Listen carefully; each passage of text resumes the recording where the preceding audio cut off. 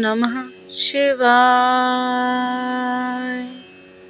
स्वागत है आप सभी का आज की इस नए वीडियो में। आज की इस वीडियो के माध्यम से हम आपके समक्ष प्रदोष व्रत से संबंधित समस्त जानकारियों को प्रस्तुत करने जा रहे हैं। आशा करते हैं आपको यह वीडियो अवश्य पसंद आएगी। वीडियो पसंद आए तो वीडियो को लाइक करें। यदि आप चैनल पर नए हो तो चैनल को सब्सक्राइब करना ना भूलें एवं बेल आइकन अवश्य प्रेस करें ताकि हमारे YouTube चैनल पर प्रस्तुत सभी वीडियो का लाभ आप शीघ्र उठा सकें। एवं आपसे निवेदन है कि आप इस वीडियो को अपने सभी से संबंधियों के साथ अवश्य शेयर करें ताकि वे भी भक्ति पथ पर अग्रसर हो सके। आइए साथियों, देर न करते हुए हम आज की वीडियो को प्रारंभ करते हैं। साथियों, प्रदोष व्रत को हिंदू धर्म में एक महत्वपूर्ण और पवित्र व्रत माना गया है। सूर्यास्त के बाद और रात्रि के प्रारंभ होने से पहले का समय प्रदोष काल कहलाता है। यह व्रत पूर्णतः प्रभु शिव शंकर को समर्पित है। इस व्रत को करने से शिव भक्ति में वृद्धि होती है और जीवन में शांति और समृद्धि की प्राप्ति होती है। यह व्रत शिव पुराण और वेदों में सविस्तार से वर्णित है। आइए अब हम आपको बताते हैं कि प्रदोष व्रत को करने से पहले भगवान शिव का ध्यान किस प्रकार धरा जाए एवं उनसे किस प्रकार प्रार्थना की जाए। ध्यान स्वरूप श्री भोले बाबा, श्री महादेव जी, करोड़ों चंद्रमा के समान कांतिवान, त्रिनेत्रधारी, मस्तक पर चंद्रमा का आभूषण धारण करने वाले, पिंगल वर्ण के जटाजूटधारी, नीले कंठ तथा अनेक रुद्राक्ष मालाओं से सुशोभित, वरदहस्त त्रिशूलधारी, नागों के कुंडल पहने, व्याघ्र चर्म पहने हुए शिवजी का ध्यान धरना चाहिए और यह प्रार्थना करना चाहिए कि हे प्रभु, हमारे व्रत को आप पूर्ण कीजिए एवं हमारी सारी मनोकामनाएं पूर्ण करें। इस प्रकार महादेव जी का ध्यान धरना चाहिए। आइए अब हम आपको बताते हैं कि प्रदोष व्रत की पूजा विधि क्या होती है।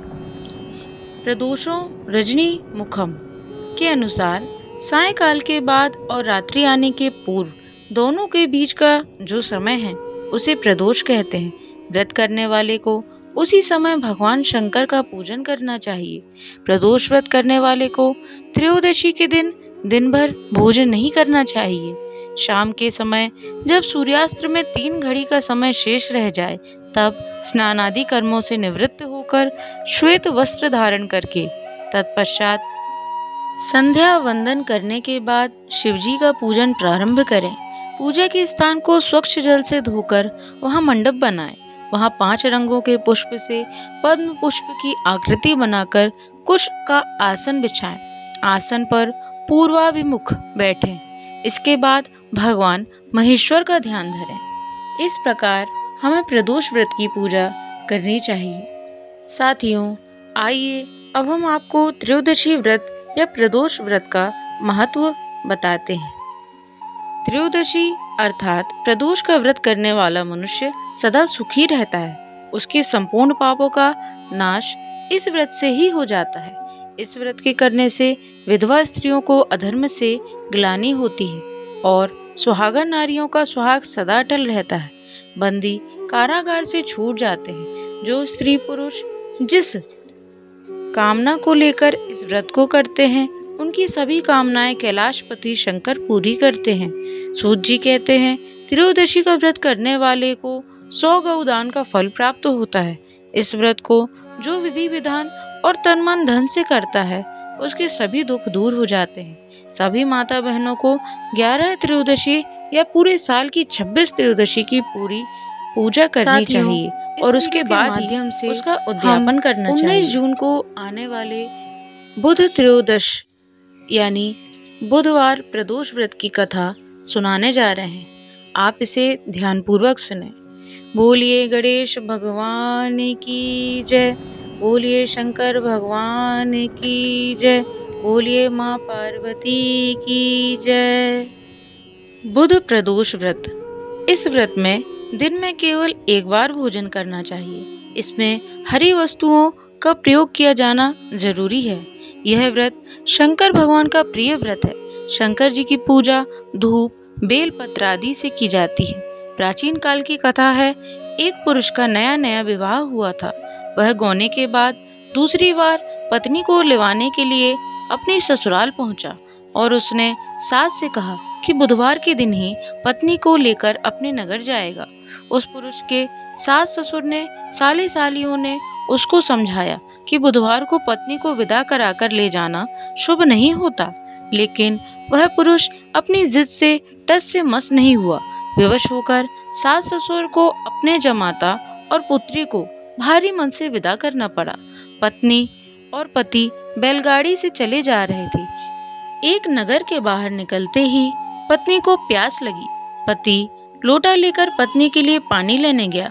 जब वह पानी लेकर लौटा तो उसके क्रोध और आश्चर्य की सीमा ही ना रही, क्योंकि उसकी पत्नी किसी अन्य पुरुष के लाए लोटे में से पानी पीकर हंस हंस कर बतिया रही थी। क्रोध में आग बबूला होकर वह उस आदमी से झगड़ा करने लगा, मगर यह देखकर आश्चर्य की सीमा न रही जब उसने देखा कि उस पुरुष की शक्ल तो उससे हुबहू मिल रही है। हम शक्ल आदमियों को झगड़ते हुए जब काफी देर हो गई तो वहां आने जाने वालों की भीड़ जमा होने लगी। सिपाही भी आ गए। सिपाही ने स्त्री से पूछा कि इन दोनों में से तेरा पति कौन है? तो वह बेचारी असमंजस में पड़ गई, क्योंकि दोनों की शक्ल एक दूसरे से बिल्कुल मिलती जुलती थी। बीच राह में अपनी पत्नी को इस तरह लुटा देखकर उस पुरुष की आंख भर आई। वह शंकर भगवान से प्रार्थना करने लगा कि हे भगवान, आप मेरी और मेरी पत्नी की रक्षा करो। मुझसे बड़ी भूल हुई है जो मैं बुधवार को पत्नी को विदा करा लाया। भविष्य में ऐसा अपराध कदापि नहीं करूंगा। उसकी यह प्रार्थना जैसे ही पूरी हुई कि दूसरा पुरुष अंतर्ध्यान हो गया और वह पुरुष सकुशल अपनी पत्नी के साथ अपने घर पहुंच गया।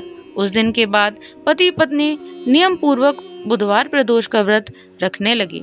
भोले बाबा ने जैसे इनकी लाज रखी, वैसे ही सबकी लाज रखें। बोलिए शंकर भगवान की जय, माँ पार्वती की जय। साथियों, अभी अभी आपने बुध प्रदोष व्रत की कथा को सविस्तार सुना। आइए अब हम आपको व्रत के उद्यापन की विधि भी बताते हैं। व्रत के उद्यापन के लिए प्रातः स्नान आदि कार्य से निवृत्त होकर रंगीन वस्त्रों से मंडप बनावें। फिर उस मंडप में शिव पार्वती की प्रतिमा स्थापित करें एवं उनका विधिवत पूजन करें।